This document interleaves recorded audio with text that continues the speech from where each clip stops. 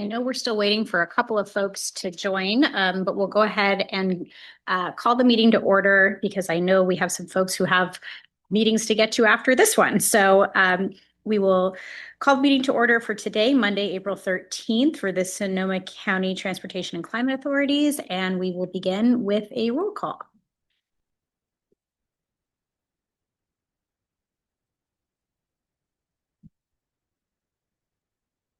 Director Janice Cater Thompson. She is here, but in the hallway and will be back shortly. That might be her.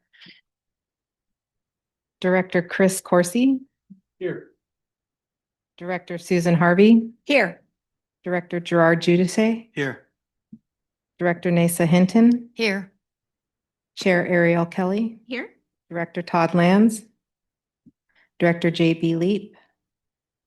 Director Sandra Lowe. Here. Director Jeff Okrepke. Here. Director David Rabbit. Director Linda Hopkins. And that's everybody. And let the record reflect that Director Cater Thompson has now joined us. Okay, we will now move on. Do we have any teleconference today? I don't believe so, but just want to double check for our attendees attending remotely. No, we do not. Okay, great. And we will start with public comment on items not on the regular agenda. Are there any members of the public here in person with us today who would like to make public comment? Please approach the podium. Seeing none, we will head over to Zoom. Do we have any participants on Zoom who would like to make public comment for non-agenda items? Please use the raise hand feature.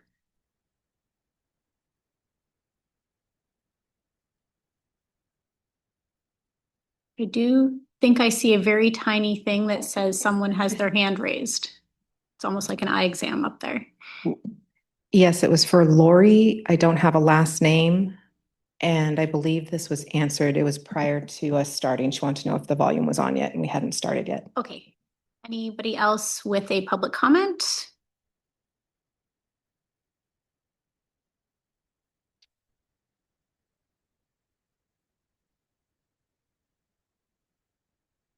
It looks like Lori's hand is back up, so I can. Lori. Hi. This is what I wanted to talk about.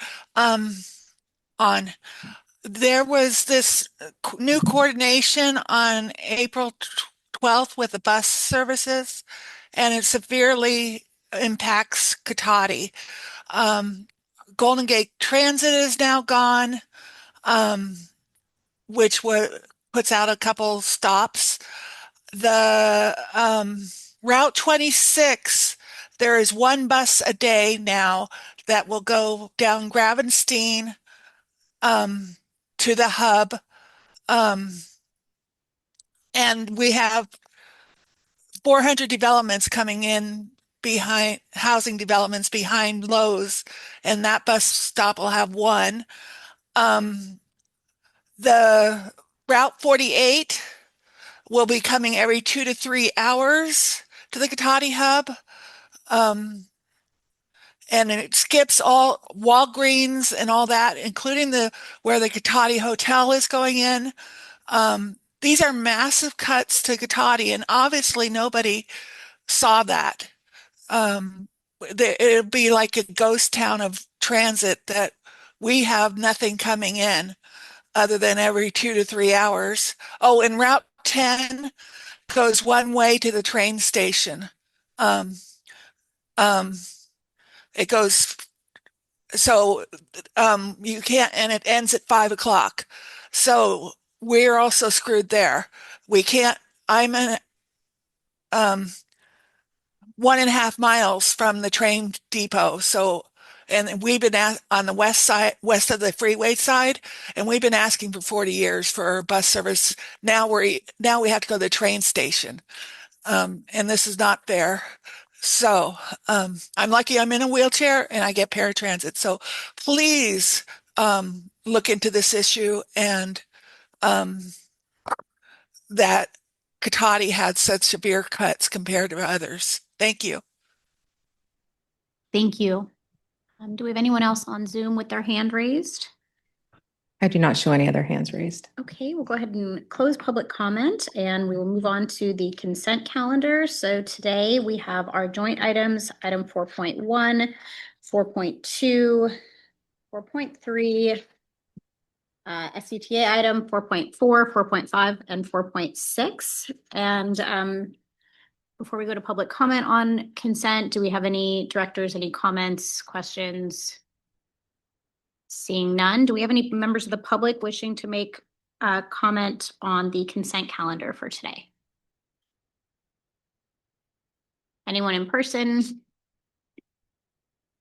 Anyone on Zoom? Please use the raise hand feature. Do we have anyone on Zoom? I have no hands raised on Zoom. Okay, great. So we'll go ahead and bring that back. And do I have a motion to adopt the consent calendar? So moved, run apart. Second that. We have a motion by Director Giudice and a second by Director Cater Thompson, and we can do a voice vote. So all those in favor of approving the consent calendar, please say aye. Aye. Aye. Any opposed? Any abstentions? Okay, the motion carries. We are now on to item 5.1, our advocacy item with a legislative update, and James Cameron. So I'm going to kick this item off with a brief state legislative update and then pass it over to our federal government affairs lobbyists from MMO partners who are visiting from DC. Based on our legislative principles and priorities, our state focus continues to be on the climate bond and return on investment, seeking funding to extend and expand Redwood Bike Share in Marin and Sonoma counties. This week's report from Politico Group included a vast number of bills on our watch list. There are about a dozen bills listed in the staff report. Half of those bills are part of a suite of bills that are in regards to either e-bike or e-moto. We do believe that it's still early in the legislative cycle where these bills will be debated, amended, and potentially streamlined over the next few months. We'll continue to watch that suite of bills as well as the other list. As we proceed with, effective and timely advocacy with our small organization, we do seek those coalitions on this legislation, as well as requests from our partner sponsors, requests from our authors, and supporting our local delegation. So next board meeting, you will see a couple of letters of support on two bills. The first bill is AB 2313 Berman, which is regarding gas distribution line replacements. What this bill does is it requires when service lines are being replaced, the owner has an opt-in option. It's not a requirement, it's an option to incentivize electrification of their home or have their gas line replaced. The second one is SB 1087 Cabalden, which is a sustainable community strategy bill. It is also known as SB 375 modernization. The bill itself, we have a request based on a partner request who's also a bill sponsor, which is the Metropolitan Transportation Commission, to support this bill. The bill will help with implementing Plan Bay Area and aligns with our comprehensive transportation plan. It increases the cycle to 8 years between plans, which will actually allow those staff at MTC to not just move from plan to plan, but actually have space between plans to work on plan implementation. That 8-year cycle will also align with the regional housing needs assessment. There will also be streamlining where you will not have to have a programmatic environmental document for Plan Bay Area when all of the projects within it already have CEQA requirements associated with it.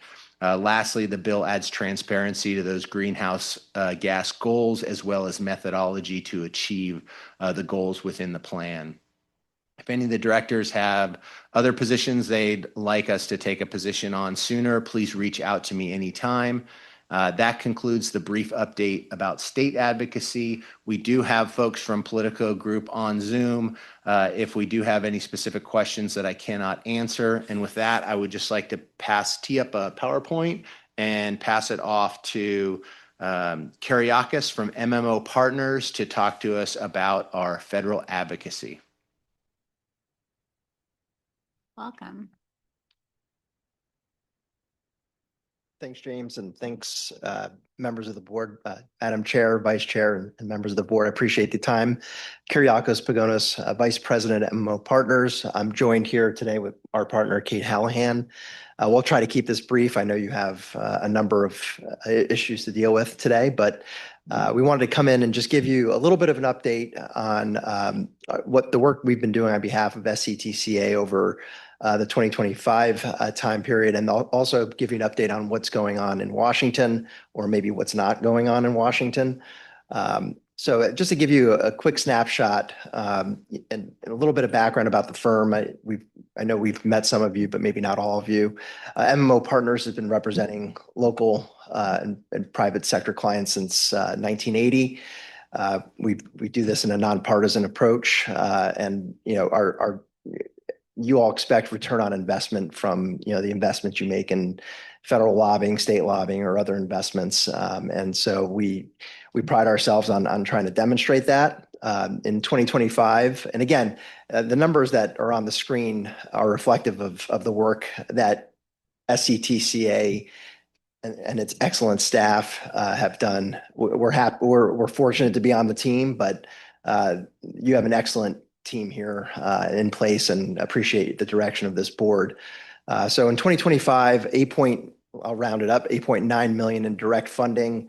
That includes $3.3 million in supported CPF, or community project funding requests, that were secured by Representative Thompson and Representative Huffman for 3 projects in the county. The other composition of that is a $4.6 million Safe Streets and Roads for All grant that SCTCA was awarded under the Biden administration. There was definitely some delay in getting that obligated, but that is something that we worked on with your team here to get that over the finish line. That happened to be the 3rd largest planning and demonstration award that California received that year. So it's certainly a big award. So certainly recognize your staff for really putting together an excellent project. During the year, SCTCA is also supporting and has supported regional projects like the Smart Cloverdale expansion, and another $70 million Smart Pathway expansion, which I think was awarded. Protecting federal and climate programs, I don't have to tell you, beginning in 2025, certainly new priorities in Washington. The administration came in pretty strong against some of the programs that were implemented under the previous administration. So fighting and protecting funding levels for those programs were something that we focused on in 2025. I'm happy to report that many of the cuts in the president's 2026 budget were not enacted by Congress. For example, and we'll talk about this a little bit more, but under the Department of Energy, there's a Clean Cities and Communities program that was program to be cut. Congress reinstated all the money from the previous year. So things like that are programs that we've been working on. Next slide, please. So I'm going to turn it over to Kate to talk a little bit about the FY27 budget and talk a little bit about surface transportation. Hi. Thanks very much. And Kate Hallahan is my name, and happy to be with you all. And what Kyriakos asked me to do is give you a kind of broad overview of where we are right now in the fiscal year 2027 appropriations process, and a big transportation policy legislation that's pending on surface transportation reauthorization. The kickoff every year for the appropriations process is when the president sends up his budget to the Congress. 10 days ago, on April 3rd, the president sent up his budget request for fiscal year 2027. It makes significant cuts to non-defense domestic discretionary spending, $73 billion or 10%, and significant increases to the Department of Defense's budget by $500 billion. In a number of program areas, which I'll touch on a little bit, there's the policy to sort of shift responsibility for certain types of programs to the state and local level. We see that reflected in the budget. And really the only agencies that saw notable increases aside from the Department of Defense there's the Department of Justice and the Veterans Administration. So a couple of highlights on what we saw on the president's budget for this year. In transportation, about a 23% cut to overall funding level. That's largely driven by the fact that the Infrastructure Investment and Jobs Act, which was a major infrastructure bill passed during the Biden administration, expires at the end of this fiscal year in 2026. So a number of agencies within DOT saw huge reductions. I would say, the highway program, which it tends to enjoy more support under Republican administrations, did okay. Transit and rail, not as well. And, they were big beneficiaries of the IIJ Act. In regard to some of the climate-related programs, EPA, it's a 52% cut, from $8 billion down to $4 billion. Again, a lot of those cuts going to STAG grants and safe drinking water and clean water revolving funds. Again, trying to shift that responsibility to states and localities. The Department of Energy actually does see some growth, but that's largely due to a big increase to the National Nuclear Security Administration. DOE is undergoing some reorganization, so they're renaming some offices. One of the popular agencies for many, many years was the Energy Efficiency and Renewable Energy Office. That has been now renamed the Critical Minerals and Energy Innovation Office. And, that took a pretty significant cut in the budget, about 40%. Kyriakis mentioned the Clean Cities program, which you all have been very successful in keeping that funded. The budget talks about winding down that program. And, Clean Cities is an excellent example of where an administration might propose an elimination of a program, but Congress, there's usually strong support in the Congress and sort of brings that back. And that happened last year. So there'll be, efforts this year as well to kind of keep that funded. I won't go through HUD and Interior. In terms of the process, Chairman Cole and the House announced the markup schedule today. All the member requests are in, and the subcommittees are evaluating those congressionally designated or congressionally directed spending project requests. He anticipates beginning to mark up bills at the end of this week in subcommittee and complete markups before the July 4th recess of all 12 subcommittees. Whether any get to the House floor and get passed is another thing to be seen. Senate has their sort of process open. Members are still looking at requests, and those will be submitted to the committee for consideration probably beginning sort of this week and then into May. Senate process always, is a little bit slower than the House process, but in either case, we don't anticipate that any of the appropriation bills will get enacted before the end of the fiscal year because the midterms loom very large on sort of the legislative schedule. I will say, there are a number of projects that this region supported to their congressional delegation. When I worked on the Appropriations Committee, one of the conversations I have always had with Californians was, you're a big state, you have big needs, there's big demand, and there's a lot of competition. So some years you're very successful, and then the members of Congress feel like they've got to sort of spread the love around a little bit. We don't know what the Senate's going to do at this point, but the fact that Congressman Huffman requested $1.5 million for the Petaluma River Trail project, and that's in the mix. We expect that to get some level of funding. The House did tell House members that they could request a few more projects. Last year, they limited 15 projects throughout the entire, federal government. They moved that up to 20, and so that's sort of where we are there. And then just to touch very quickly on surface transportation reauthorization, we have the House and the Senate working on bills. The chairman of the House Transportation Infrastructure Committee, Sam Graves, announced his retirement last week. He still intends to mark up a surface bill. His plan was to do it this week, but that's been delayed.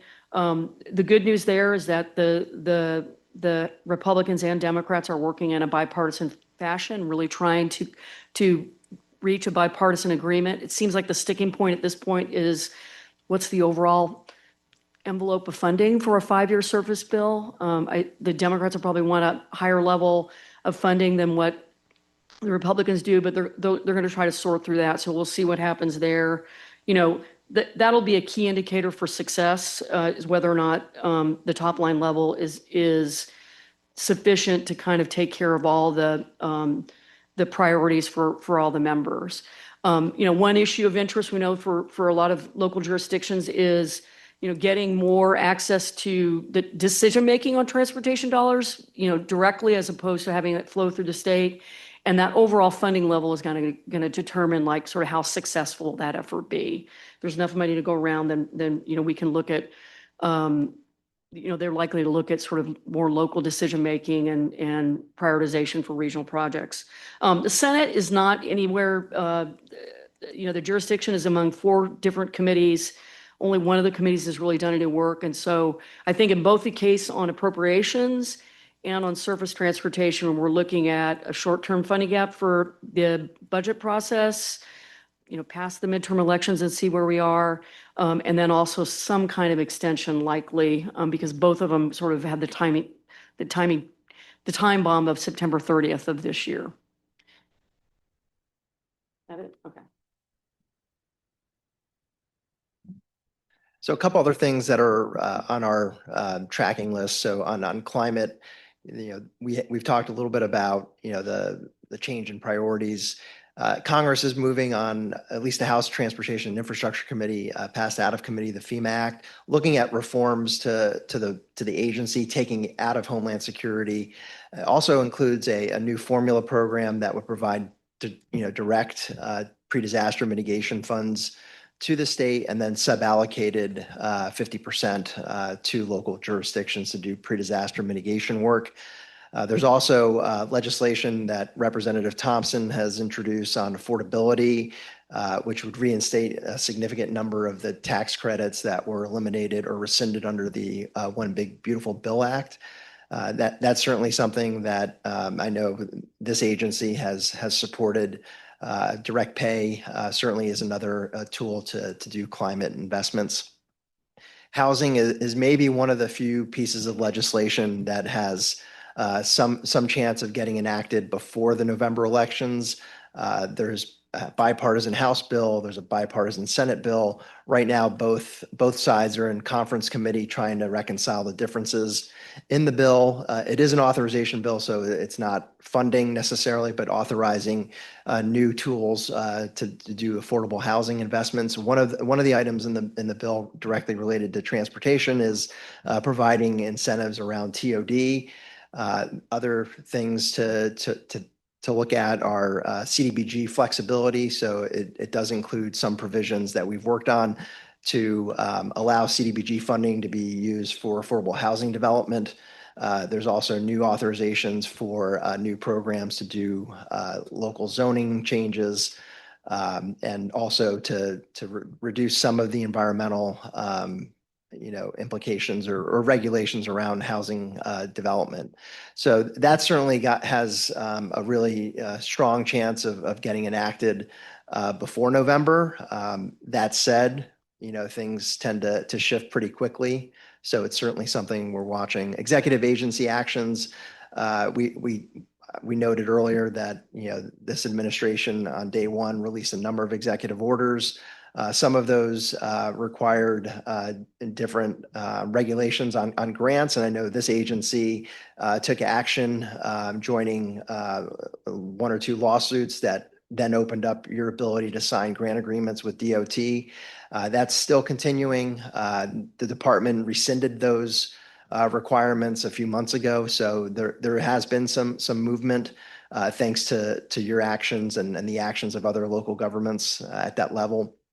Federal grants, as Kate talked about, we're looking at FY27, but the FY26 process just concluded. So agencies are releasing grants almost on a daily basis. A couple of things to note. I know you all are supporting SMART's extension to Cloverdale. That's a build grant. That was submitted at the end of February. We expect decisions by the department to be made sometime in June. FEMA just released a notice for $1 billion in brick funding. So on the mitigation side, those are opportunities to get funding to do investments in mitigation. There's certainly a number of other ones that we're watching. The U.S. Forest Service is planning, and we met with them a couple of weeks ago. They're planning to release a community wildfire defense grant. This would provide opportunities to either create a community wildfire protection plan, or if you already have those in place, and I know this area for sure is ahead of most other places in developing those plans. So then you could seek up to $10 million per project to do implementation.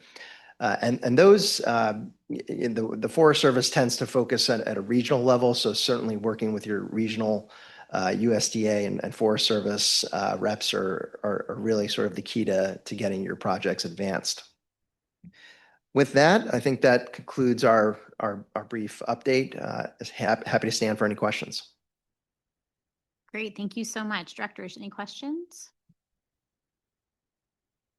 Okay, seeing none.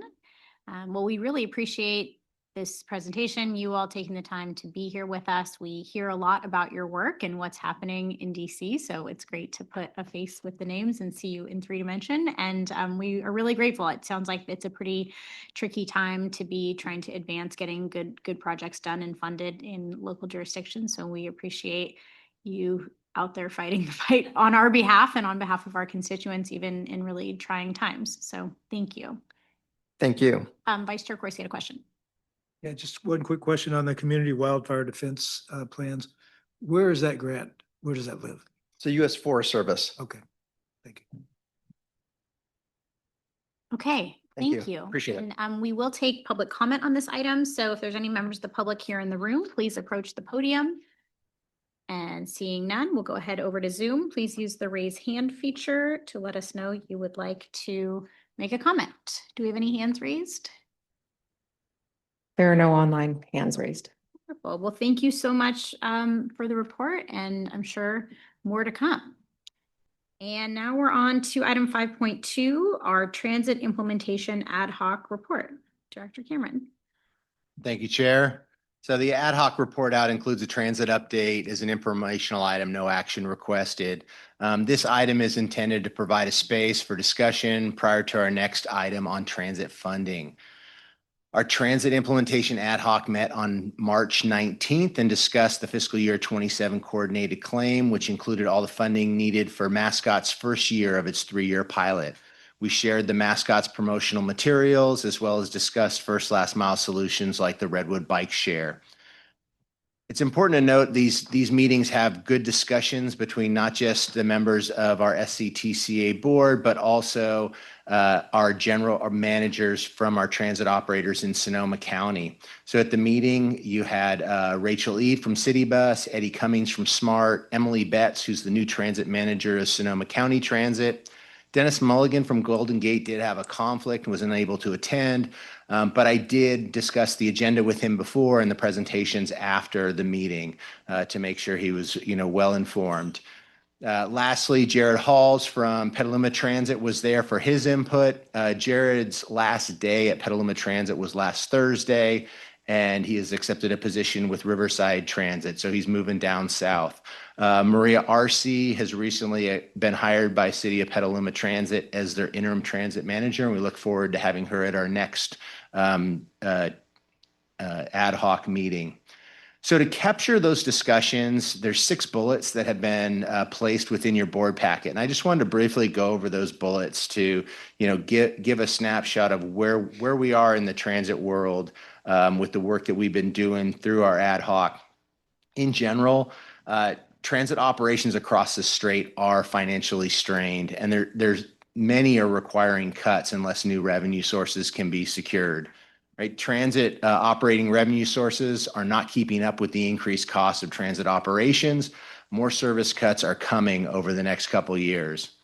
The rapid shift to all-electric buses has strained operators' budgets even more. Some are considering other opportunities to immediately all-electric propulsion. Ideas like continuing compressed natural gas or hybrid diesel propulsion vehicles can have significant savings on capital, as the long-term goal will be full electrification.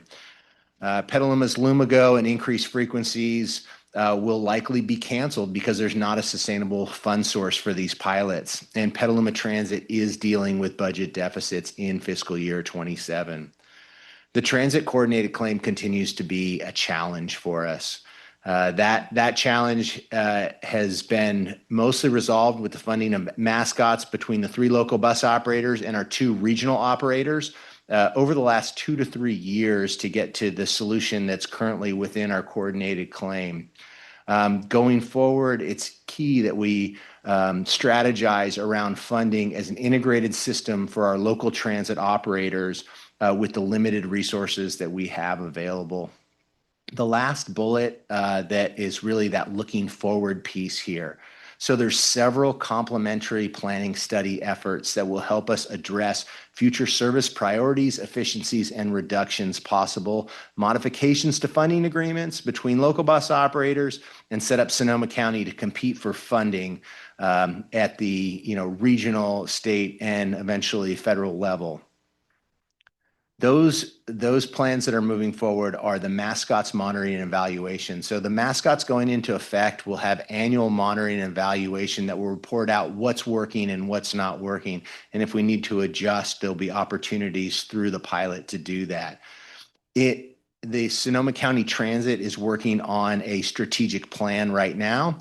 Santa Rosa City Bus is looking at transit service plan updates, and our board, the SCTCA board, will be approving the Sync Sonoma Transit scope of work with a consultant at our June meeting that can really look at what we've always wanted to look at between these 5 operators, which is all fund sources that are used between actually looking at 6 operators, including Marin, as well as continued coordination to where all of our operators are working in sync with a rider focus. Lastly, there's some short-range transit plan updates that are in fiscal year 27. We do have our 3 local bus operators in the room, as well as Dana Teray, that is our planner for active and shared modes of travel. And I would welcome any comments or questions on the update from the transit ad hoc. Thank you, Chair. Great, thank you so much. So are there folks from the board, maybe we'll start with members of the transit ad hoc committee, if you have any comments first, and then we can go to general. Yeah, please, Director Harvey.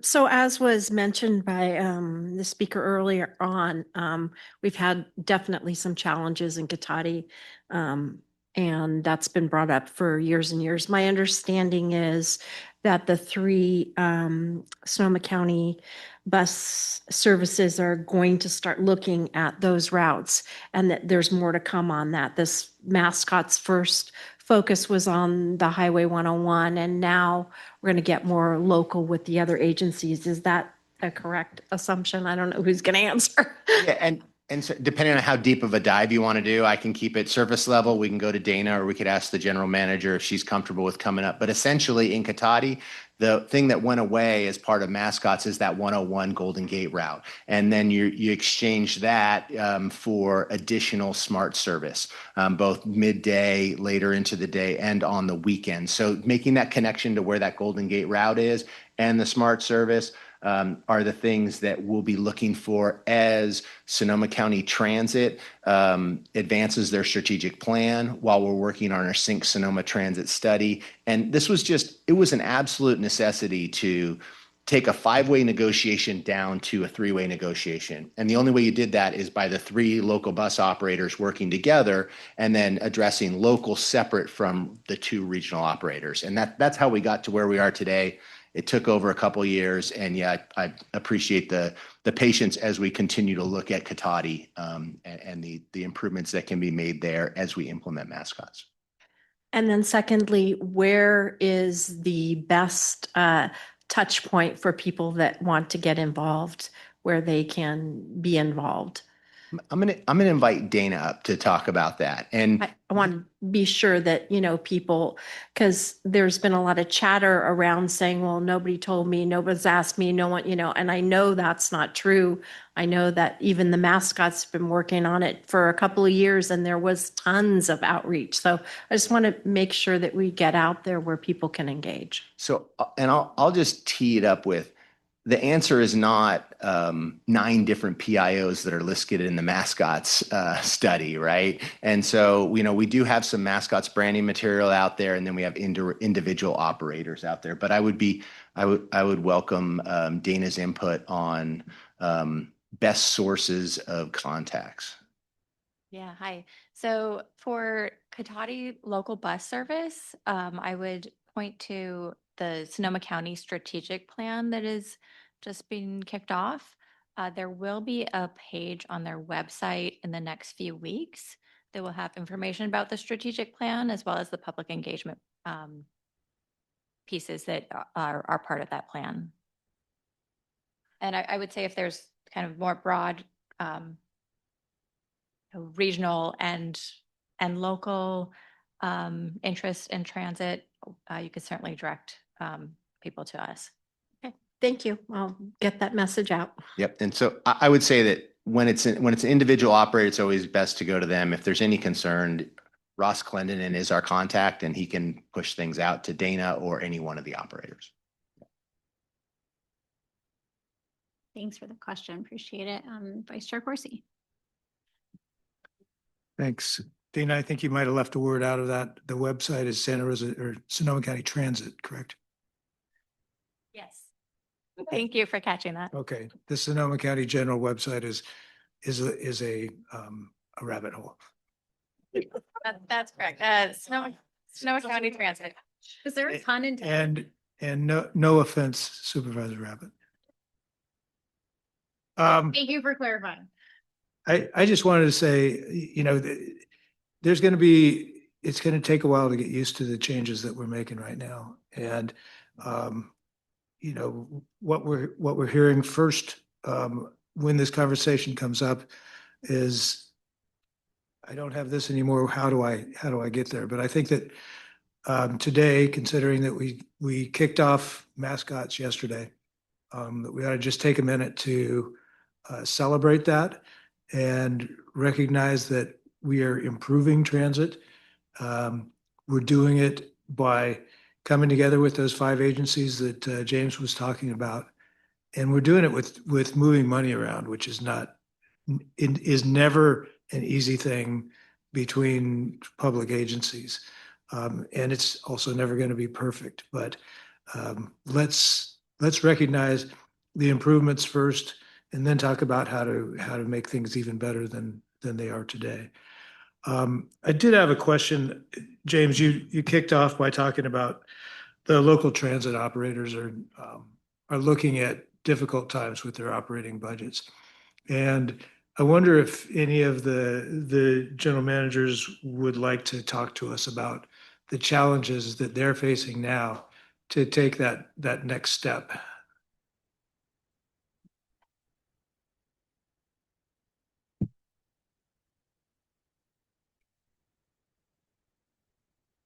Okay. Good afternoon. Emily Betts, manager for Sonoma County Transit. So mainly what we're facing is increasing contract costs without revenues increasing. We're just at the end of a 10-year operating contract with our main contractor for fixed route services.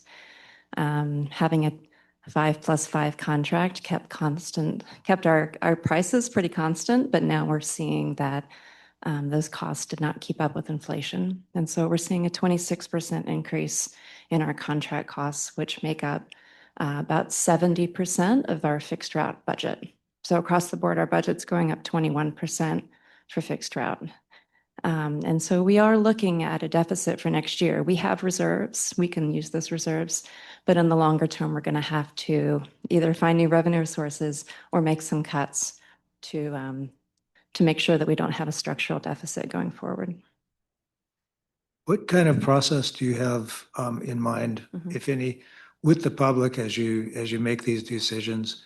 And when do you expect riders to see any changes that you're contemplating? So we are kicking off a strategic planning process. As Dana mentioned, it's going to be about a year-long process. We're going to be starting public outreach in the next 2 months. We have some public meetings tentatively planned for July. We'll be doing onboard surveys, online surveys, in-person meetings, online meetings. Really, we're asking the public for priorities for service, and then those priorities will be translated into service adjustments. I'm imagining that we will have minor service adjustments this August, and that any larger service adjustments that take redesigning of routes or adjustments to span of service or frequency of service would be in 2027, probably January or April at this point. Okay. Emily, please let me know, and I'm sure the rest of us here would also offer to help you get the word out. Thank you. Thank you. Just had a quick follow-up with you on that. So that is a tremendous shift in your budget. And you mentioned looking for other sources of revenue. What do revenue sources for Sonoma County Transit look like? So our main sources of revenue are TDA and STA. STA has been decreasing, as you know. We also, receive Go Sonoma funds. Those are our largest operating revenue sources.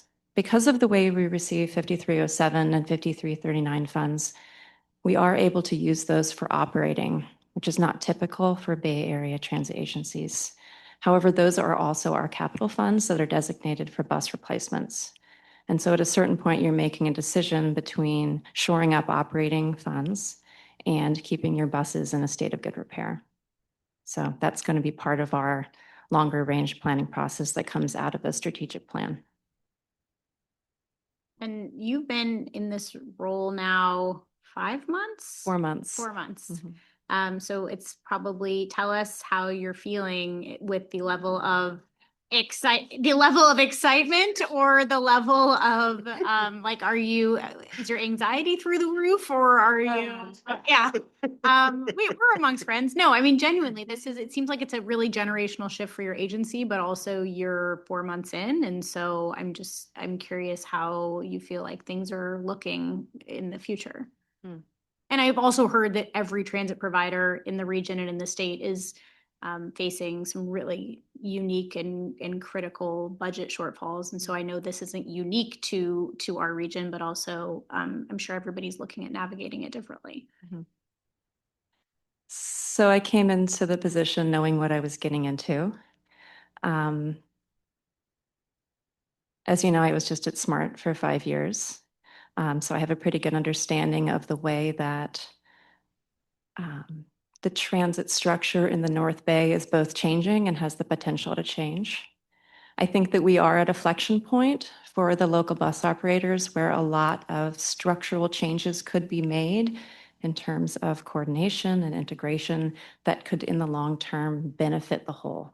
And so, if you're asking how I'm feeling, I took the job so that I could be part of that change. However, we are very under-resourced at this point. And so we're just going to take this day by day and try to keep, delivering service, keeping the buses on the street, keeping the buses in good repair, and then figure out what our next steps are.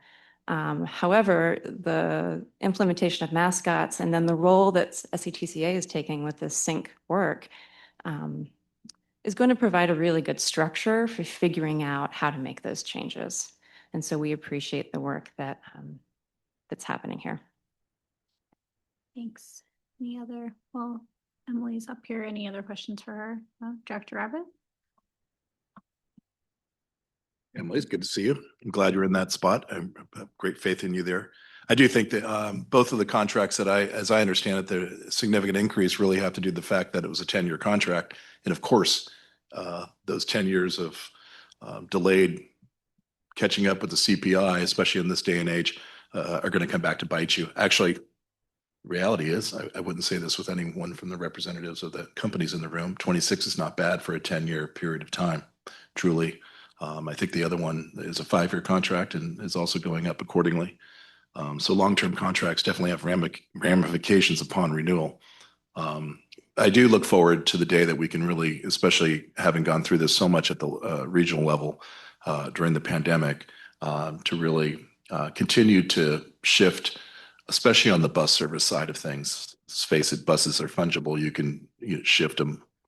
And at the end of the day, we really should not run empty buses, and we should do everything possible to time the buses to the to be able to capture the most folks, to run them the most efficiently that we can.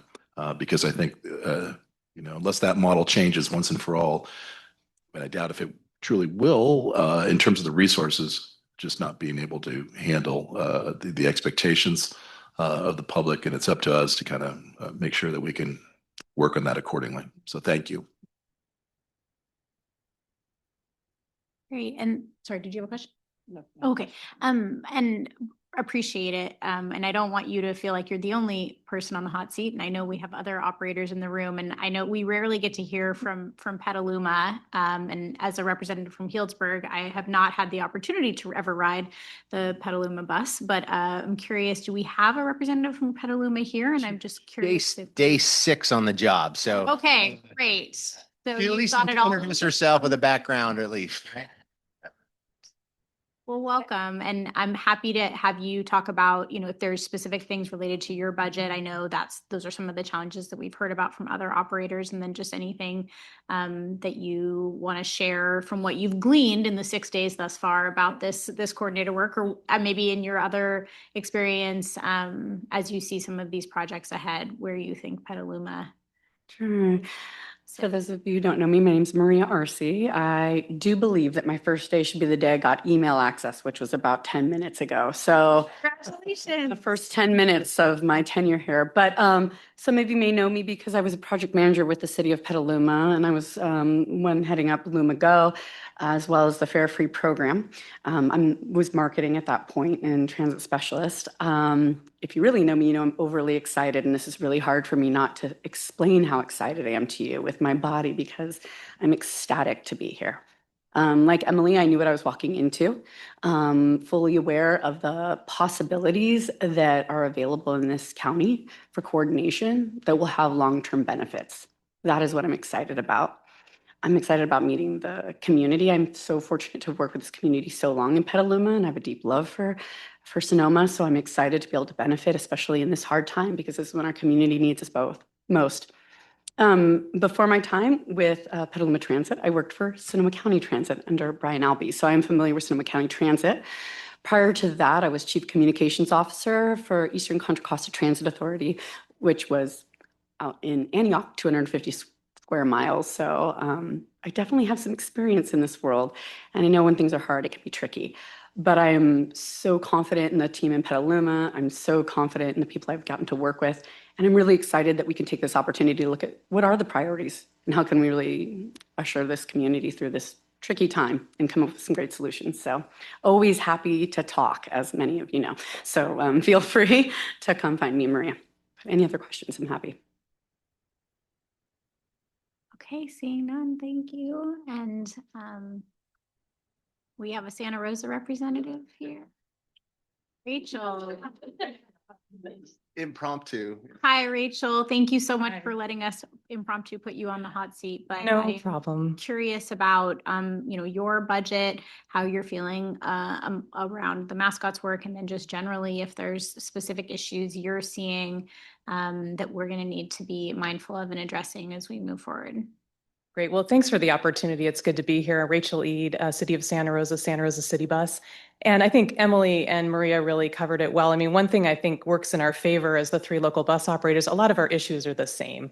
We're all primarily funded by state TDA sales tax and STA sales tax on diesel. We all know what's happening with sales tax. It's hitting a lot of general funds as well.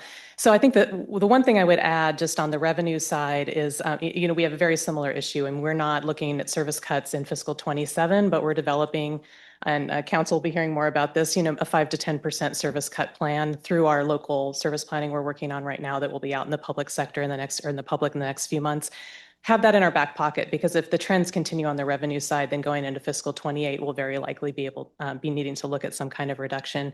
So one plug I would make is this is a statewide issue. And so I think we really need to be working hard to elevate this to our state representatives as an issue that's not just affecting Sonoma County, but really is affecting operators throughout the state.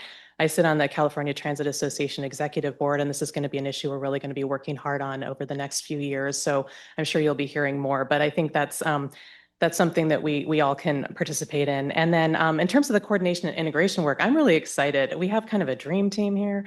And with the work that we've done through mascots, and now the work that Sonoma County Transit is doing with its strategic plan, the local service planning work that we're doing right now in Santa Rosa to look at opportunities to better connect to SMART and improve our baseline operation, kind of lays the groundwork then to go right into the sync work that will occur through SCTCA's scope. And so I think we're really well positioned to be able to build on the momentum of mascots to then translate this coordination work from the regional service and the 101 corridor out to the local operators. So I'm excited, and we're working on some really cool stuff, and it's a good opportunity and a good time. So thank you for your support. Any questions for me? Great, thank you. Thanks. So let's go to public comment on this item. Are there any members of the public in the room with us now? Sorry. Seeing none. Okay, we'll go to Zoom on this item 5.2. Do we have any hands raised? No online comments. Okay, and let's bring it back. So this is just the receipt of the report, no action item, but if there's any further comment from directors, happy to take it. Okay, and we'll move on to item, bless you, 5.3. Dina. Hello again. Right.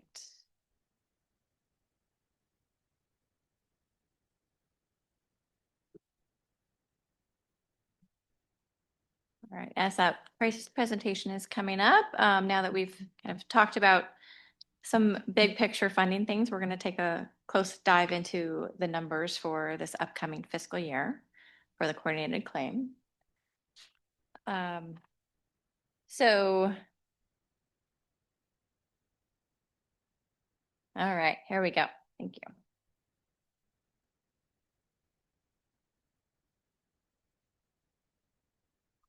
So because there's multiple transit operators in Sonoma County, MTC requires that an annual coordinated claim be prepared to document the fund distribution between each transit agency for certain state funding sources, which, as was mentioned earlier, are the primary sources of operating funding for our local bus operators in Sonoma County. So I'm going to give a brief overview of the coordinated claim, talk about the fund distributions, and then talk through each of the 3 fund sources that are included in the coordinated claim, and then have a recommendation. So as I mentioned, the coordinated claim includes 3 local bus agencies, also includes the regional bus agency, Golden Gate Transit, and regional rail agency as SMART. And the coordinated claim documents the distribution of the 3 fund sources between these agencies. It also documents inter-operator funding agreements between transit agencies. These include things like operations for transit malls, transit routes, as well as mascots implementation, which I'll get into a little bit more further down. And the coordinated claim informs funding allocations from MTC to transit operators. So we submit this document to MTC, and it provides a framework for when transit operators submit funding allocation requests for these 3 fund sources. MTC uses the coordinated claim to determine how much of each fund source goes to each operator. So the fund distribution formulas in the coordinated claim are those that were adopted by this board in July 2025. And that was after a 1-year interim formula that we used in FY26 coordinated claim, which really shifted the approach to using performance-based metrics to distribute funds between the local and regional operators. It introduced performance-based metrics, and essentially for the FY26 coordinated claim, we continue to use performance-based data that was 2 years in arrears, which had been the practice for a small piece of the STA funding previously. And with the FY27 coordinated claim that's before you, we are using projected data that includes service changes. So projected figures for service hours and ridership for the changes that have been made through mascots. And we did that so that we could fund mascots through in this first year of implementation. So we plan to do that for the use projected figures for this year's coordinated claim, the FY27, as well as FY28. And then by FY29, we will go back to using actual data because we will have a full year of the FY27 data available for that coordinated claim. The coordinated claim includes funding exchanges for implementation of mascots or the Marin and Sonoma Coordinated Transit Service Plan. And also adopted in that July 2025 formula was this 15% mark for the regional transit share. So that if the regional transit funding went above 15%, that would trigger a review of the formulas by this board. In this coordinated claim, I'll just note that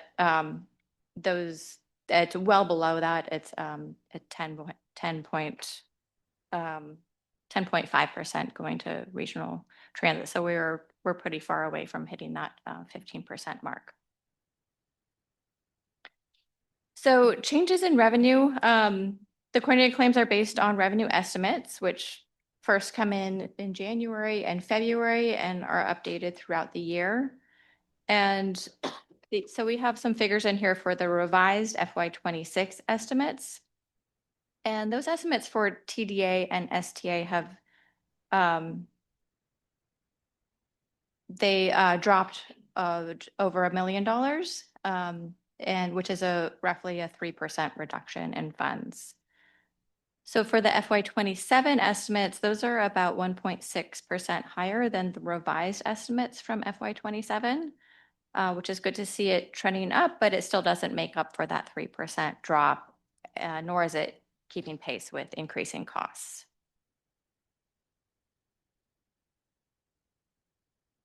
So here's the table for the Transportation Development Act piece of the funding, which is close to 77% of the coordinated claim funds. So the Transportation Development Act funds come from a 1/4 cent statewide sales tax, and that is distributed or that comes back to the counties of origin. And this year's TDA funds are just over $27 million. These funds are first divided between Golden Gate Transit and the local bus operators based on performance, so their shares of service hours and passengers. And then the local bus share is divided between the local operators based on their share of the countywide population. The State Transit Assistance, or STA funds, is revenues from vehicle fuel taxes, and the population-based portion of these funds are distributed through the coordinated claim. This is about $7 million, and it's first divided between SMART, Golden Gate Transit, and the local bus operators based on the same performance metrics. And then the local bus operator share is distributed a small portion based on performance between the 3 local bus operators, but the majority, 88%, based on their population share. Then we have the Low Carbon Transit Operations Program, or LCTOP. This is revenue from state cap and trade auctions, and the population-based portion of this fund is included in the coordinated claim. This is about $1.3 million, and it is first divided between SMART, Golden Gate Transit, and the local bus operators based on performance. And then again, similarly, the local bus share is divided among the three operators based on their share of the countywide population. So here is the three fund sources combined. This is the total coordinated claim with contracts, distribution, including contracts, and this is about $36 million total. In the coordinated claim document, there is a second table below that, which is informational. And this is so that transit operators have documentation of the revenue-based portions of STA and LCTOP funding, as well as the Go Sonoma funds in one place, but it is not part of the action for this board.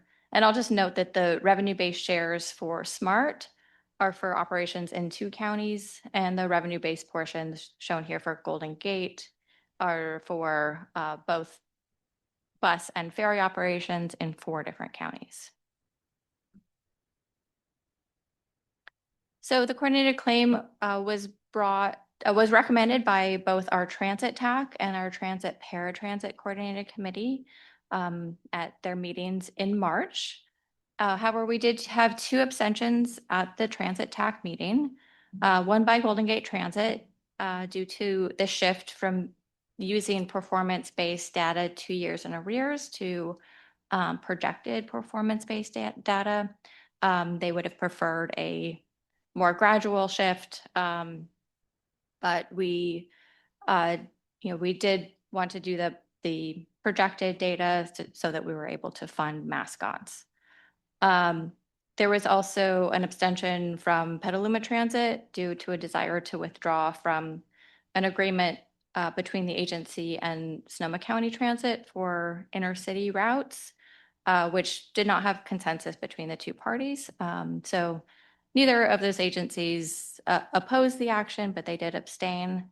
And the transit TAC did still recommend, there were enough votes to recommend approval to the board. And then our transit paratransit coordinating committee did recommend approval by the board. And so staff's recommendation is for the board to approve the FY27 coordinated claim. And I'm happy to take any questions you have. Thank you. Directors, any questions? Director Rabbit? Yeah, thank you very much. Just for clarification on when you said to fund mascots, that takes into account the 2 agencies that had the new that's the projected new contract amounts to pay for that service going into mascots, correct? So we're using for the projection I'm talking about is how we split the funds using the service hours and ridership projections. But we projected expenses as well. Yes. And we projected those based upon these new contracts that are coming online. It's actually really focused on SMART's projected costs, which is the major increase with mascots. When do the new contracts come online for the 2 local bus operators? And why wouldn't we take that into account with the overall costs of the new service? Let me take a stab at that one. Yeah. So during the negotiations between these 5 parties, right, the focus was on one, the 25% agreement with regard to the TDA funding that went to Golden Gate. It was a 25% off the top since 1996 with no discussion of how it was used or what it was for. It was just a fixed dollar amount. Sometimes they'd run a lot of service, sometimes they'd run a little service. the agreements was to shift to a performance-based structure. So we never looked at the increase in contracts for either of the operators locally. We were looking at a performance-based formula between the 3 local operators in aggregate and then the 2 regional operators. Once we got to that point where we agreed that a performance-based formula worked and we had support all around between committees and the board, then we said, we need to fund mascots. And then it's only during the funding of mascots where we got into the specifics of the operating costs. And that's where SMART staff came up with a true cost to be able to run mascots for the 3-year period. So this is that 19% of service increases for SMART, where now SMART's going to have to switch crews to be doing maintenance at night that they used to be able to do in the middle of the day. There were several different cost calculations that went into that. And MTC stepped up with $800,000 the first year, $500,000 a year for the next 3 years. There was still a delta remaining. We looked at the increase in passengers and revenue hours that SMART would get out of an increased formula. So we needed to implement those numbers immediately, not 2 years in arrears, because that was going to bring more money to the table for SMART sooner. And then there was still a delta.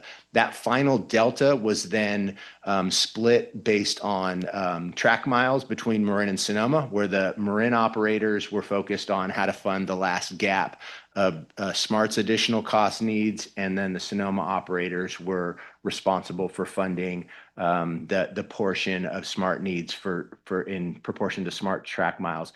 And when it came to that Sonoma share, our 3 local bus operators, based on the revenue projections, they immediately said, take that out of our share on a population basis. So so it was taken out of our share on a population basis. So there was never this level of like how much things cost, more of what is a formula that works, and then how much it costs only came in when it came to funding mascots. Okay. I'm still, how do you determine performance though, if you don't have, and you have fixed costs, what your hourly operating rate is, for instance. So how do you actually then put together a performance metrics that takes into account the limited funds that you have with the service that you're promising that you're going to provide? So the performance metric that was agreed on, so that was not done. Just to be blunt, that was not done. And so the formula that was provided was one that was, after looking at several different metrics, it was because of the similarities between Marin and Sonoma and the fact that SMART operated in both, that we went with a revenue hours and passenger formula. And that was to divide funds. It was not based on the cost of service or how much it costs per hour for those service. Okay. All right. Thank you. Vice Chair Corsi. Dina, I think I heard you say that at the committee level, Golden Gate Transit and Petaluma Transit abstained from this vote, but they also supported it. Did I hear that correctly? The other operators that are part of the Transit Technical Advisory Committee did support the coordinated claim, and which gave it enough votes to make a recommendation for the board to approve it. Okay, so there were 2 the abstentions. committee supported it, but not necessarily Golden Gate and Petaluma. Yeah, they did not oppose it. They just abstained from the vote. Okay. Dr. Harvey? So you said that you're using estimates to get us started to move us faster. Will there be a true up period, when we're 2 years in arrear? Or we're just going to go with the estimates? Yeah, we've had some discussions about, whether there's a need to have a true up. And I don't think we've come to any conclusion yet. We will be continuously evaluating mascots, and after the first year we will have those real numbers. So my sense is it depends on how close we are to those actual numbers that come in. So I guess the answer is you don't know yet. That's correct. Okay. And I'm curious. So I think with respect to, obviously this is a huge shift, right? Where we have a coordinated claim, we're bringing SMART into the mix on mascots. We're looking at massive changes in terms of how we deliver service. And of course, with that is the shifting of funding to try to support it. And we knew that this wasn't going to be we knew that there was potential for it to be slightly clunky, and here we are. So just out of curiosity, for moving forward, the way that the coordinated claim process works, right? Because I think my consternation around this is that we really were struggling on the agreement from 1996 with Golden Gate Transit and the kind of the need to want to move into and past the year 2000. And so here we are in 2026 and we're moving past. How much flexibility is there in or willingness to continually revisit these formulas, to ask the questions after the fact, to do, I think what Director Harvey is suggesting potentially with really looking at, we're making some assumptions to move this forward. But should those assumptions prove to be inaccurate or inexact, which I think is probably going to be the case because we're making some big changes here. What is the flexibility in making changes, say, a year from now, or what does the process look like? Is this going to be another agreement that's set in stone for the next 30 years, like the 1996 agreement was, or where do we sit? Yeah, so I could start this off, and James may have some things to add, but yeah, the 1996 agreement was actually an MTC resolution that had some language in there that made it pretty difficult to make changes to. The funding distribution formula that this board adopted in July was an action by this board. So this board could, make changes to that. We did, as James just explained earlier, we did spend 2+ years developing this formula, and we do believe that the performance-based distribution should sustain us long-term. I could see, maybe there's some shifts in the amounts that are the contract amounts that are for mascots implementations based on, actual figures that may be revealed later, but we are hoping that this performance-based formula can sustain us longer term. But it's certainly up for a discussion at this board anytime. Great. Thanks for framing it that way. It's kind of easier to understand. And in terms of what the process would be, or what is staff's willingness to review it or look at it, is that an existing process or framework that exists now? If there is directors who have concerns about some of the assumptions that have been made in the formula, do we need to suggest that there's like in 6 months, we are going to have staff review this and report back to us? Or is that something that's already kind of built in with the technical advisory committee in the process, or your guys' existing financial budget process, and that's already going to be something that's evaluated and comes back to us? Like, when will we say, oh, we were wrong, or oh, we were right, and we celebrate it, or we're willing to reopen it? And is that something that we need to specifically call out now, or is that something that will automatically happen? I wouldn't say that it would automatically happen, but we start the process for developing the coordinated claim in January. And so any changes for the upcoming fiscal year, that would be a good time to make sure that we have any, or in advance of that would really be an ideal time to start making changes if we did need to. That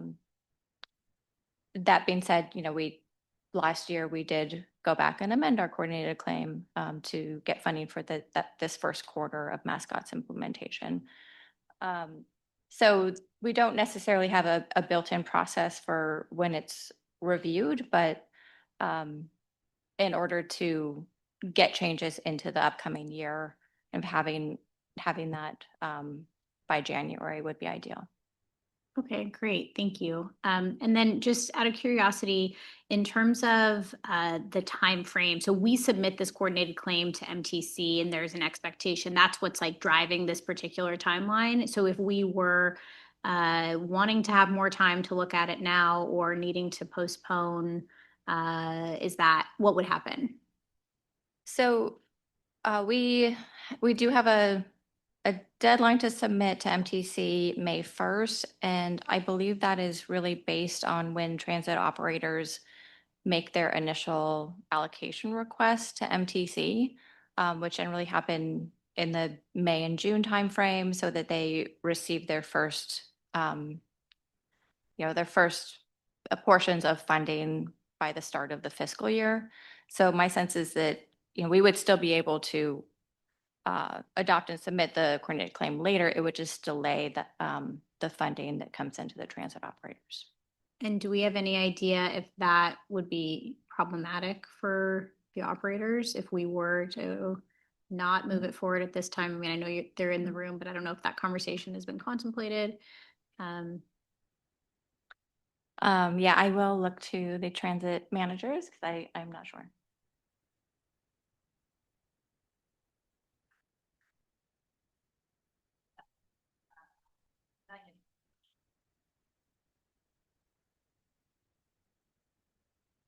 Yeah, so it sounds like, maybe a small delay wouldn't be a large issue, but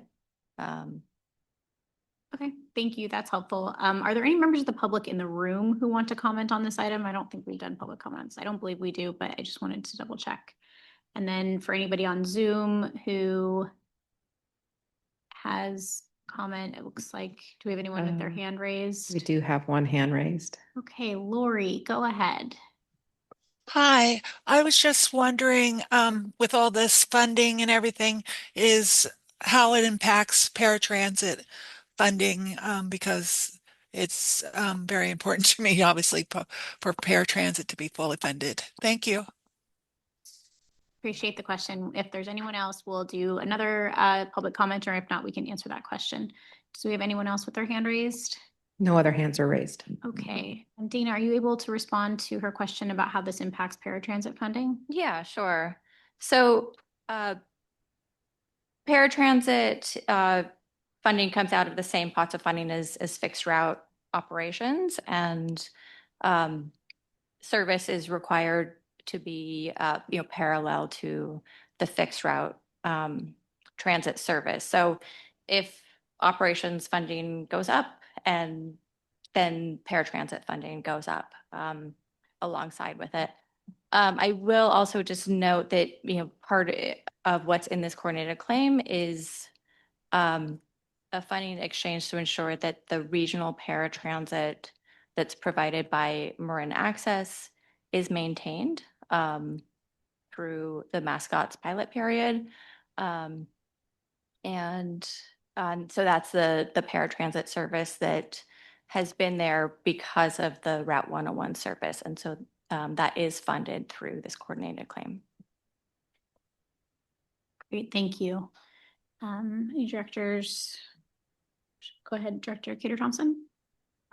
With the changes going on in Petaluma, I actually would like to do a motion to bring this back to the next meeting.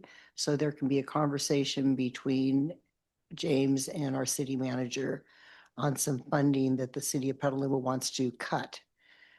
And so I just entertain if anybody would support that, and then we can have a full board members also. Yeah, I know we're missing, I think, 4 members at this time of this body.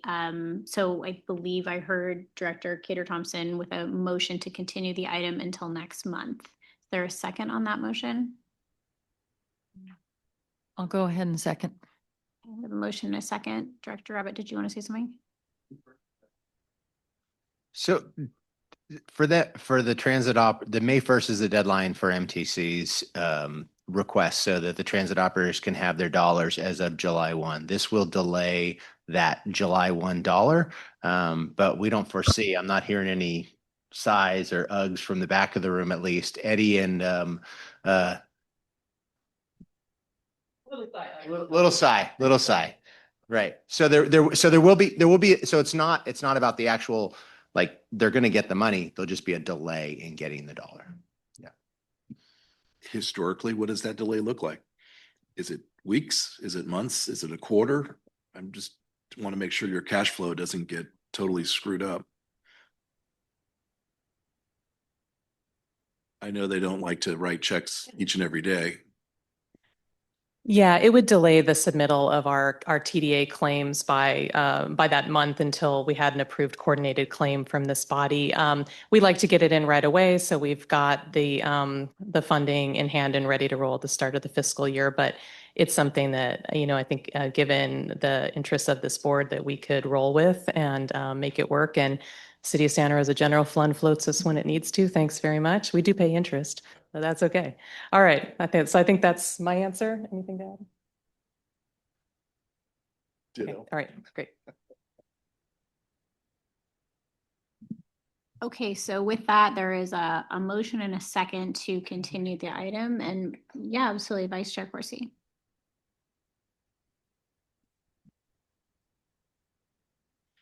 We've been talking about this for since before I became a member of this board, I think.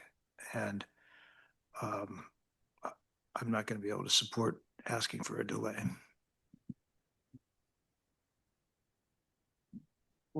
Director Kate Thompson. What is the vote we need? Is it a majority of who's here?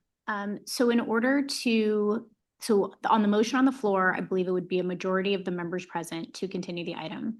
If we would like to rescind that motion or have a separate motion, if that motion fails, for a motion to approve the coordinated claim per staff's recommendation, we need a majority of the members of this body, which is because there are 13 members of this body, we would need 7 affirmative votes to advance staff's recommendation. Director Okrepke? Yeah, to dovetail off Vice Chair Corsi's comment, our city bus lead, Rachel, did said, yes, we could float it, but it would be our general fund floating it. And our general fund is not in the healthiest of places right now. And so because, as the Vice Chair pointed out, this has been in discussions for years.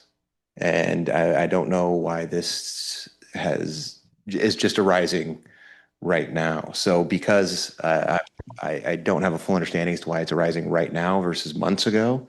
I know we budget fully in advance as municipalities. I hope so. I hope you guys aren't doing it the day of when you hear it. But because of that, I would feel remiss of speaking on behalf of my 6 other colleagues to float money on behalf of our general fund, considering this situation our general fund is in. I'll go Director Abbott and then Director Kate Thompson. I would just ask again what would want to be accomplished in any delay, just so I'm clear, because what I'm hearing is it because of leadership changeover? But you did mention your city manager, who should be aware of this because we've been talking about it forever. And I'll be honest, I was never crazy about the way that the agreement was put together. And I was planning today to abstain, following a suit with, I believe, what I did before. I might have even been a no. My concerns really are, and this is not really about the 96 TDA, which there's a whole history there, which I explained once. I think I'm the only one here who's the longest serving at SCTA and represent 3 of the bodies that are up here as governing board of directors. It's not about the 96 TDA. We're over that. That actually was thank you to MTC for actually lobbying to have the Bay Area have more UZAs than any other locale in the US, because we had Dianne Feinstein and Nancy Pelosi, and it worked well, and we punched above our weight. They cut the pie up at that time, and that's why MTC gave Golden Gate the 25%, because it was either going to come from the city that Muni needed and another organization needed, and that's how that worked. That it became quote unquote ours at some point, and the whole argument went off from there. That's fine. And at Golden Gate, and Gerard knows this, they'll get less money, but they'll just run less buses. Yep. And you already heard the woman from Cotati, and it's really going to be the South County that gets disproportionately impacted, in my belief, because more people in the South County will still commute south, and even as far into San Francisco than they will elsewhere. Now, of course, you could take Golden Gate Transit to the San Rafael bus station and Smart Station and get on the Smart train there to go elsewhere, but you're not going to get it into the city. My two issues have always been the cap at 15%. We had a cap the other way around, and it was argued against by the same people who now want a cap on this side. The 10.5 that it is today, probably won't be Golden Gate that will push that up. It might be Smart at some point in the future, and it probably will become an issue. And I think the 2-year in arrears was always done to smooth the anticipated change to the entities. And I don't know why we wouldn't offer that same to Golden Gate, because it's a $2 million hit. And I don't think any of us would sit here today and give a $2 million hit into any one of the three.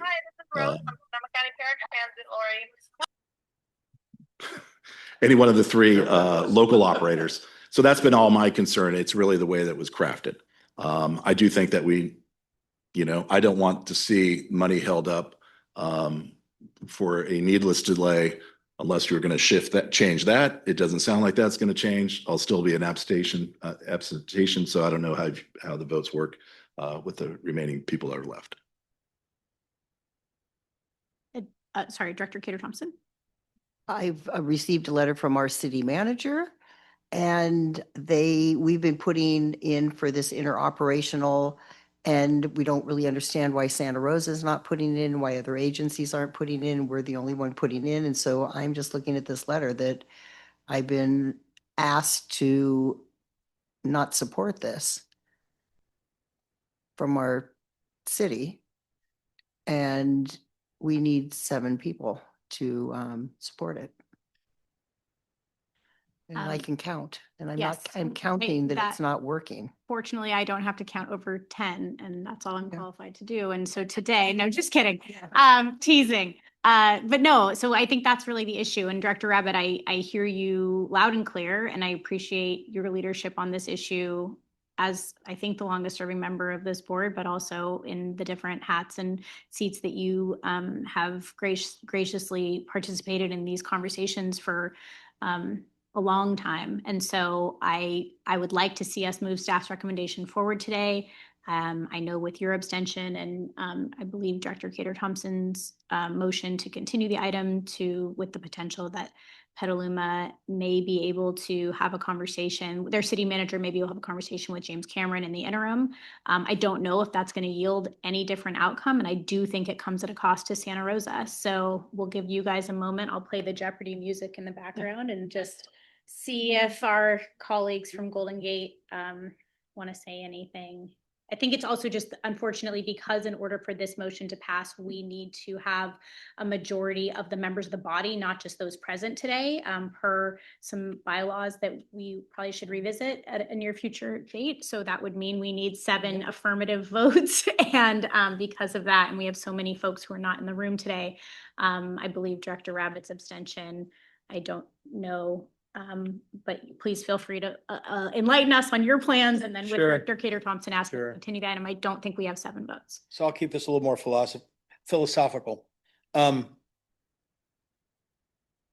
Transit has a very unique challenge. We got the 1-2 punch with COVID and then Donald Trump, and this is all contrasted against a net sum of 0 game that we're playing here. And that is going to continue to plague us and to haunt us as we move forward. Obviously, a lot of the infrastructure in Cotati and in Roanoke Park were large park and rides on the 101, and they were predicated on straight shots from the city. And our meaning the other 50% of my fate at Golden Gate Bridge, that district is tied to the downtown coming back. It's just as simple as that. Will the Phoenix rise from the ashes again? We are starting to gradually come back, but what does transportation look like moving forward? In Sonoma County, we have shy of 600,000 people, most of them along the 101 between Windsor and Petaluma. And we've got 3 bus operators. And so I can see as this progresses, further changes that are going to have to be made and further consolidations that are going to have to be made. So we do have a unique challenge. Getting out of the net sum 0 game, I think would probably help us along. I did not realize Petaluma's issue or challenge right now, and I'm sympathetic to that as well. I'm 50% SCTCA and I'm 50% GGB. I'm supposed to be responsible to both agencies, and I understand the goal of mascots, and we do have to get there, as Supervisor Corsi says. We've been talking about this for a long time, and we do have some decades-old structures that do need to be revisited. I totally and completely understand that. So for our purposes right here, and you want to know what my answer is going to be, I'll be abstaining from the vote. But I'm happy to, to revisit this, as we move forward. And I do think it's really important to have the full board come and deliberate on this. And it's unfortunate that we're missing so many of our colleagues, and then one had to leave as well. But that is, what it is. And I don't want to hold up funding for these, transportation. I mean, Sonoma County Transit provides free bus service for all of our kids in Roanoke Park, and we're very grateful. And we're grateful for the addition bus routes around the schools and in K section. So yeah, it is certainly a a unique challenge, and I'm hoping that we can work through it. But that's where I'm coming from. And so with all respect, I'll be abstaining. Okay, so I believe we have a motion to continue the item to our next meeting and a second on the floor. So we will go ahead and do a roll call vote on the motion to continue to our May meeting. Director Janice Cater-Thompson, Yes. Director Chris Corsi, No. Director Susan Harvey, Yes. Director Gerard Giudice, Abstain. Director Nasa Hinton. She's not. Yes. Chair Ariel Kelly, Yes. Director Sandra Lowe. Director Jeff Okrepke, No. Director David Rabbit. Do I call the three that are absent? Just note they're absent. Okay, I've called everybody. I'm sorry, what was the vote count? Did it pass? No, it did not. Okay. Okay. Four yes, 2 abstentions, 2 noes. And it's a majority of those present.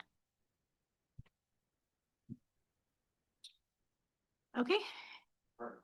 Yeah, so even if we don't, if we can also, it's going to delay either way. I'm happy to entertain a different motion.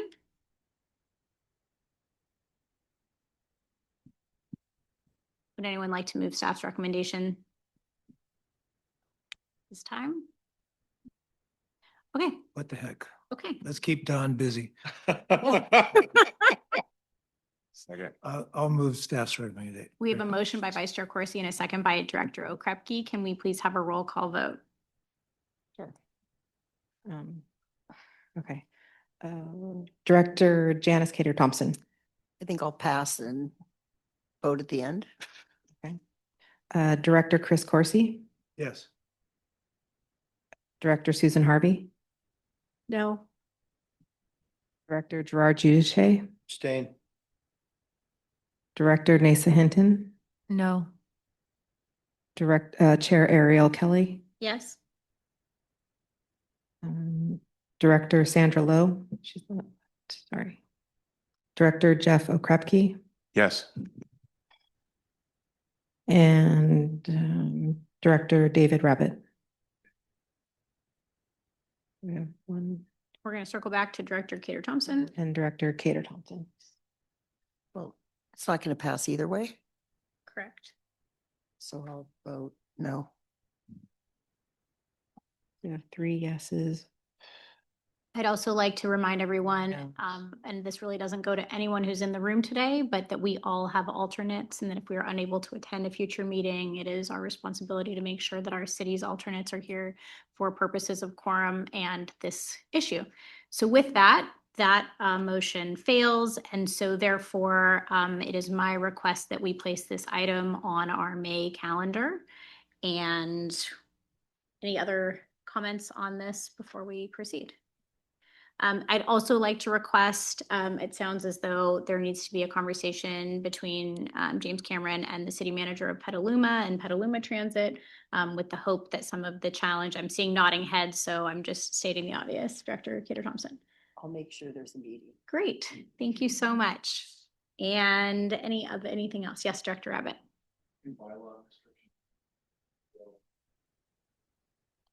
Not that I'm aware of, but I will look over my shoulder to council.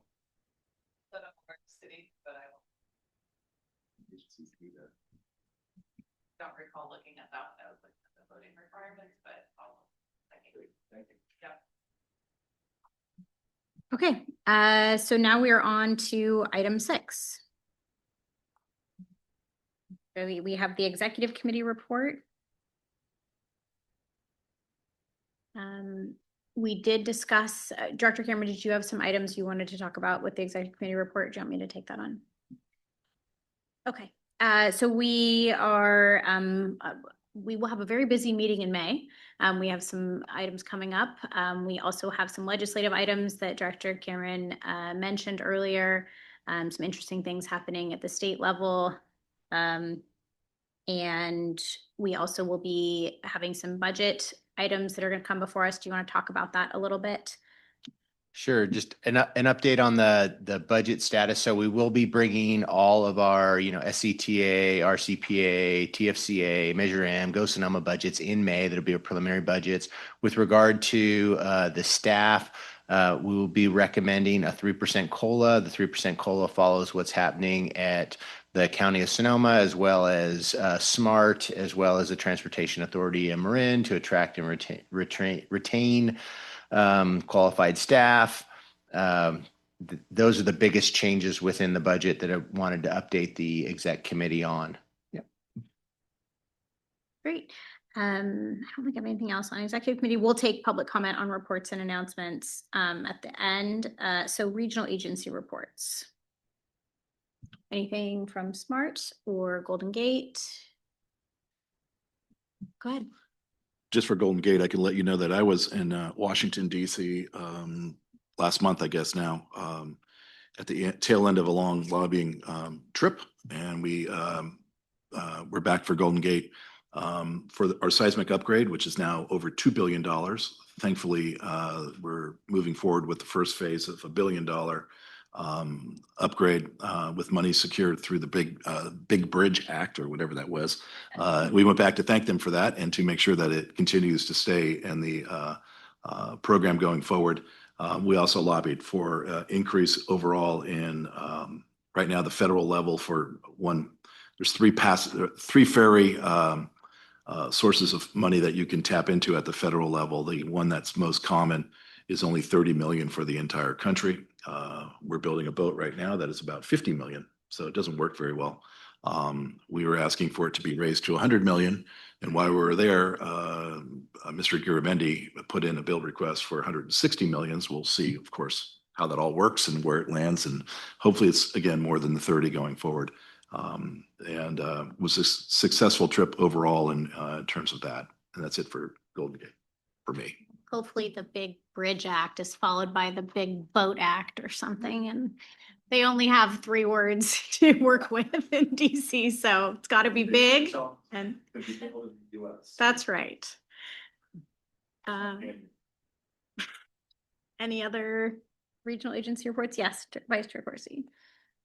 This involves several agencies, and on Saturday, I was able to attend the City of Santa Rosa's groundbreaking of the bicycle pedestrian bridge over Highway 101 that'll connect east and west, that will lead people to and from the SMART station at Kernville Road, across the Jennings crossing, which SMART and the city finally were able to work out. The city put on a good show. Everybody was happy and everybody was wet.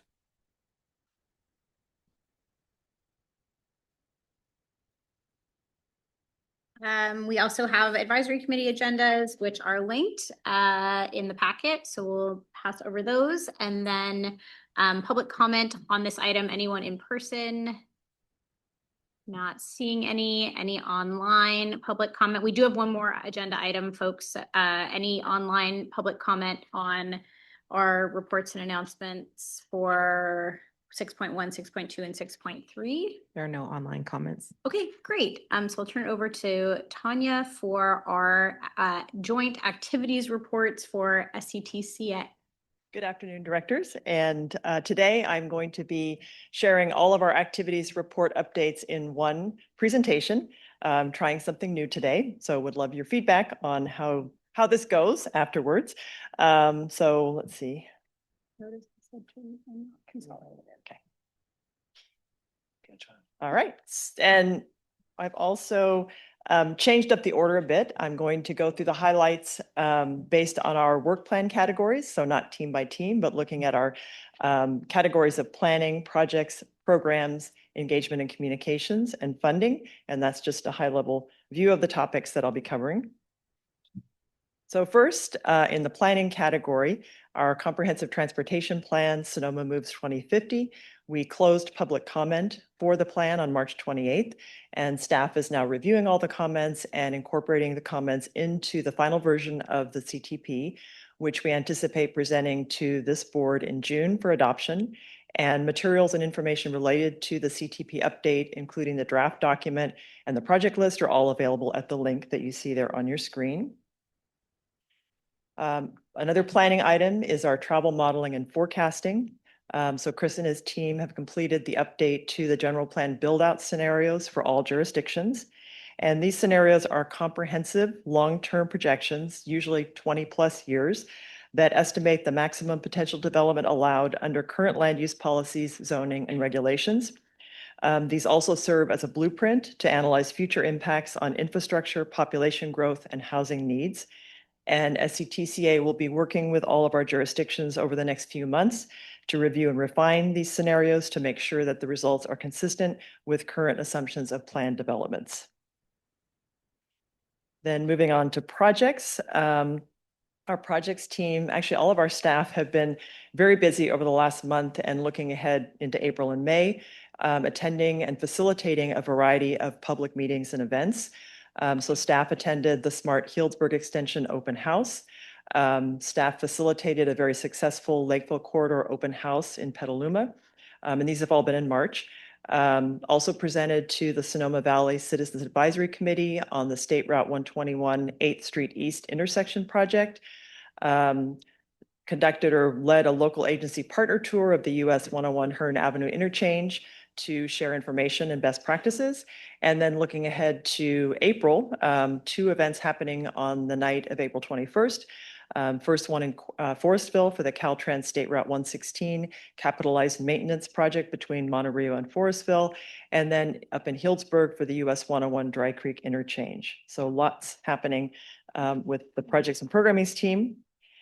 And then on another project, our greenhouse gas inventory update. So we are getting close to the end of collecting data for our greenhouse gas inventory update. And this is data from 2024. And BC is beginning to analyze that data to produce the inventory. As I mentioned previously, we're looking at how to pull the EV electricity usage out of our buildings category so that we can start to show you the EV usage separate from our building inventory. And lastly, we're continuing to look at ways to better share and track information online about our climate actions across the county and how those can link to our online dashboard and GHG inventory. And then moving into programs, wanted to focus on BayREN for a moment. So our single family program, which is the Efficiency and Sustainable Energy, or EASE home program, is continuing to see success in Sonoma County. So to date, the program has completed over 120 site visits and is approaching serving 100 homes. And this is actually one of the higher volumes of project uptake in the Bay Area. So if you look across the 9 counties, and we're excited to share that this month, the program is adding induction stoves as a key measure that homeowners could take advantage of in the program. And BayREN is also working on a pilot program for past participants that want to go beyond the energy efficiency and weatherization measures and install electrification measures such as heat pump, HVAC, and water heating. So we think this pilot should launch in late Q2. and will cover 50% of the installation cost for those measures. And then second item I wanted to share related to Bayren is that there was a forum conducted in the first quarter, and I've included a link here if you want to go look at the slides and recordings. And this was a forum to share information with local governments on data centers, and it's something that we're hearing more questions and concerns about. And so this forum really focused on the impact to local governments, explored policy issues, and a variety of other topics that are related to data centers. So I'd highly recommend that forum if you have an interest. And it's broken into chunks, so you don't have to do the whole thing at once. Second program I wanted to highlight is our Go Sonoma Commutes program. So just a quick reminder, this is a program that encourages Sonoma County commuters to use alternative modes of transportation and allows us to track our commutes and earn gift card rewards. And so staff released an RFP to replace our expiring contract for this service, it's a contract with Right Amigos. And so we're looking to either renew the current contract or implement a new software program to continue this incentives program. Proposals are due on April 24th, and we expect to bring a recommendation to this board for a selected provider in June. Then moving on to our engagement and communications, I mentioned that staff has been attending a lot of events and more coming in April. So the first big event that we participated in was the Climate Ready Cotati Fair on March 28th. And we started our outreach for the Sonoma Climate Mobilization Strategy update at that fair by sharing information about an online survey. And I've included the link on this slide and would really appreciate all of your help in getting the word out to your networks. We're also excited to share that we now have a Spanish version of our annual report, and we're sharing that out via our social media channels, and it's on our website. So if you'd like to see a copy of that, please let Ross know. And then lastly, we have additional outreach coming up throughout this month and into May to continue sharing information about our transportation and climate programs. Then my last category is related to funding. And so we have our SCTCA funding program cycle 2, and we launched a very extensive evaluation process with teams of local agency and staff from your jurisdictions. We have 72 applications to review. I don't know the average page count for those applications, but they're pretty lengthy. And we have a very robust set of decision criteria that you adopted as a board. And so we're really excited to be going through that process, and it will ultimately be bringing recommendations back to this board for approval. Also excited about the federal appropriations request. This is the $1.5 million FY27 appropriation for Petaluma's River Trail project that was nominated by Representative Jared Huffman, and SCTCA has been playing a supporting role in that project.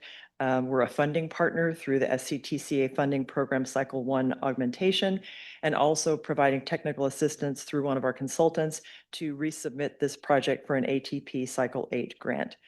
Lastly, on the climate side of the house, we've been facilitating a number of different meetings with local jurisdiction staff, as well as a great meeting with our CBO partners to look at upcoming grant opportunities, understand local project priorities, and start trying to match up those grant opportunities with projects. And so we have actually another meeting coming up with local staff this Wednesday. So that brings me to the end of the presentation. And speaking of the ribbon or groundbreaking this Saturday, this is a photo of some of our bike advocates doing the shovel in the groundbreaking. And it was actually a really wonderful event. So with that, I'll turn it back over to the chair and happy to answer any questions. Directors, any questions? Thank you for the report. Appreciate it. And we'll go to public comment on this item. If there's anyone in the room wishing to make comment, please come to the podium.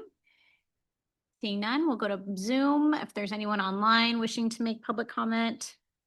There are no online comments. Okay, thank you. And we'll bring it back. Any comments on that? Seeing none. So we have our next item is announcements, but I do want to mention our next SCTCA meeting is May 11th.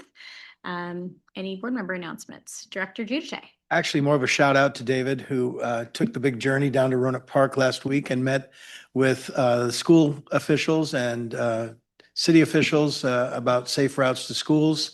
And thank you very much. I know you were pinch hitting, and we did a lot of brainstorming there, and we've got some unique challenges in Roanoke Park. And I did not know that he's a Roanoke Park resident, an H section guy, right? Oh, H section, your in-laws do. Anyway, thank you for coming down. You did a great job. We really appreciate it. It is always fun to see our staff out in the wild in the local jurisdictions and outside of this office. And it's always somewhat funny to like run into them when you're at planning meetings and community engagement opportunities. So it's great. And it's wild when our residents learn how incredibly knowledgeable and amazing our SCTCA staff is. We had a meeting in Healdsburg about the Smart Station extension, and we had a number of different regional transit questions that took place because we are officially kind of kicking off that planning and delivery process for the smart extension to Healdsburg. And so there were folks who had questions about Sonoma County Transit, and Emily Betts was there, and I pulled her into that conversation. And then people had questions about how we're looking at the region as a whole from transit, and we had the right people in the room to answer those great questions. So it was wonderful having so many folks there. Thank you. Director Carpete? Yeah, tomorrow at 10 a.m., we're having the groundbreaking on Hopper Avenue for the Hopper Avenue Revitalization Project, which is the last major fire recovery project for the city of Santa Rosa after the Tubbs fire. So there's a few little things here and there, but this is the last major undertaking, a multi-million-dollar project to rehabilitate the roads that were damaged due to fire and debris removal and concrete and all that stuff. So if you're free tomorrow at 10 a.m., come celebrate with us. That's fantastic. I drive that area often, and I'm just so delighted that you guys are going to be able to take that last step. Vice Chair. That's a great milestone. Glad to hear about that one. Not only did I go out of turn in talking about the groundbreaking for the bike pedestrian bridge, but I neglected to mention that that David and Tanya were attending that, and it was great to have SCTCA staff there as well. Great. So I think with that, we are adjourned, and we'll see you all in May. Thank you.